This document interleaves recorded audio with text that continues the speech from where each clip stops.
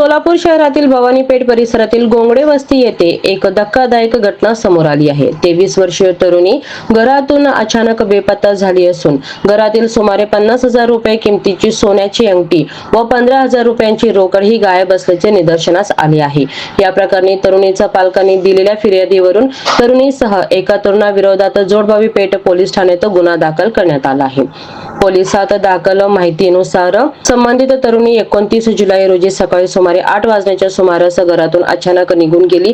कुटुंबियांनी तिचा नातेवाईक तसेच परिचितांकडे शोध घेतला, मात्र तिचा ठाव ठिकाणा न लागल्याने 5 ऑगस्ट रोजी पोलिसात ती बेपत्ता असल्याची नोंद करण्यात आली। दरम्यान 7 ऑगस्ट रोजी सकाळी सुमारे 11 वाजता कुटुंबियांनी घरातील लोखंडी तिजोरी तपासली।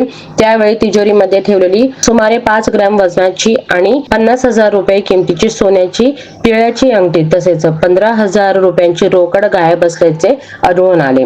कुटुंबियांच्या तक्रारीनुसार संबंधित तरुणी एका तरुणाच्या सांगण्यावरून घरातील सोन्याची अंगठी व रोख रक्कम घेऊन गेल्याचा संशय व्यक्त करण्यात आला आहे। या प्रकरणात एकूण 65,000 रुपयांचा ऐवज गायब असल्याची तक्रारीत नमूद करण्यात आली आहे। या प्रकरणी पोलिसांनी तरुणी व संबंधित तरुणाविरोधात गुन्हा दाखल केला असून पुढील कायदेशीर तपास सुरू आहे।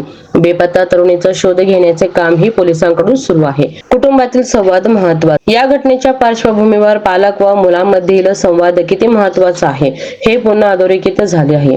मुलांच्या समस्या, त्यांच्या भावना आणि व अडचणी समजून घेण्यासाठी पालकांनी त्यांच्याशी नियमित संवाद ठेवणे गरजेचे आहे।